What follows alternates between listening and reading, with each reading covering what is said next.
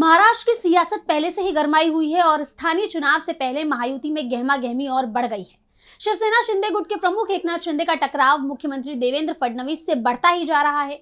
वहीं फडणवीस की तरफ से महायुति में सब कुछ ठीक करने की कोशिश भी अब नाकाम होती हुई दिखाई दे रही है।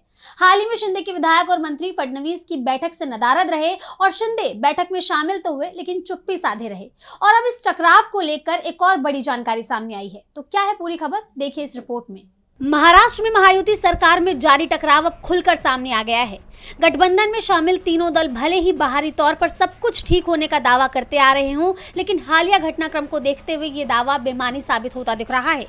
हाल ही में महाराष्ट्र के सीएम देवेंद्र फडणवीस ने कैबिनेट की बैठक बुलाई, जिसमें शिवसेना शिंदे गुट के प्रमुख एकनाथ शिंदे को छोड़कर शिवसेना का कोई भी मंत्री, विधायक या कार्यकर्ता शामिल नहीं हुआ, जिससे महायुति में टकराव जग जाहिर होता हुआ दिख रहा है। और ये भी साफ है कि शिंदे गुट फडणवीस से बेहद नाराज है। शिंदे के मंत्री कैबिनेट मीटिंग में नहीं आए, लेकिन मीटिंग खत्म होने के बाद सीएम से मिलने पहुंचे और कहा कि वो इस बात से नाराज हैं कि बीजेपी शिवसेना को तोड़ने की कोशिश कर रही है।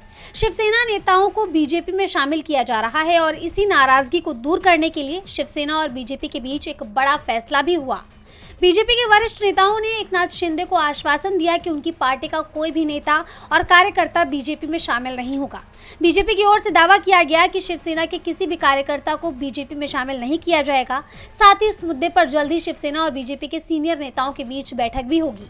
जल्द होने वाले स्थानीय निकाय चुनाव को लेकर महायुति में टकराव की स्थिति बनती दिख रही है। जब सभी दल चुनावी मैदान में अलग अलग उतर रहे हैं, तो ऐसे में महायुति में ही दल बदल की अटकलें तेज हो गई थी।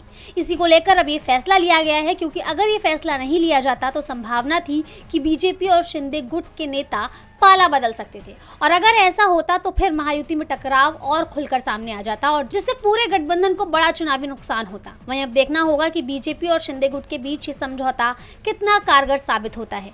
डीबी लाइव की रिपोर्ट।